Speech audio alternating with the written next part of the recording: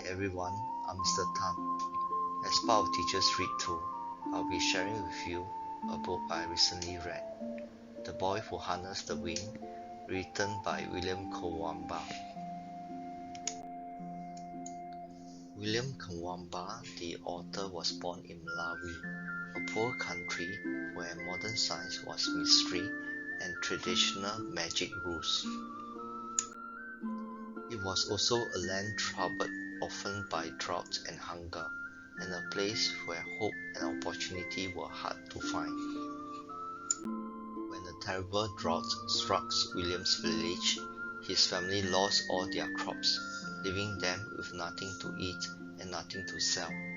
At the age of 14, he had to stop schooling to help his family to find food, as thousands across the country starved and died. This is William years later. He ended up studying in the United States and giving talks in many countries.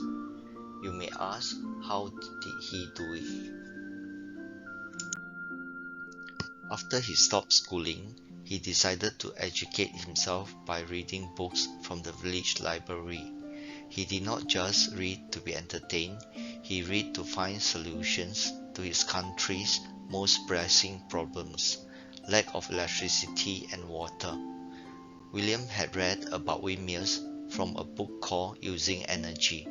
He dreamt of building a windmill that would bring water and electricity, though he had not seen one before. At the same time, William was a kind of boy who could take anything apart and put it back together. He and his friends would often be fixing radios for others, and his small room was often littered with circuits and wires. It took him only 2 months to build his first windmill from scrap materials, all while being ridiculed and judged by people who didn't understand what he was trying to do. However, when his invention was up and running, charging phones and electrical radios, he finally received his praise. But he would again face adversity when a severe drought hit his homeland. His neighbors were superstitious, and they blamed his windmills for blowing the rain clouds away.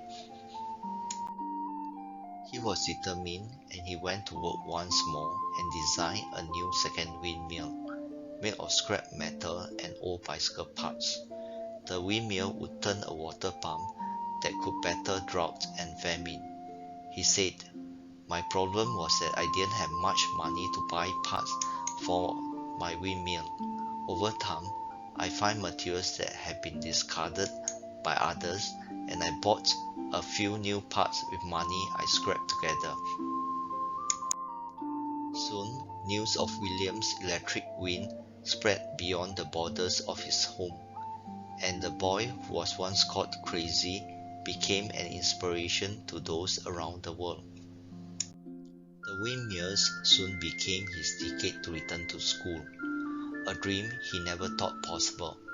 For his invention, he was interviewed by many international magazines, TV shows, and invited to speak in many events. He received worldwide recognition for his accomplishments and goals. This is an inspiring and heartwarming story. It's a story of how fierce determination, a thirst for knowledge, and human inventiveness can overcome crippling adversity. The Boy Who Harnessed the Wind will inspire anyone who doubts the power of one's ability to change his own life and better the lives of others.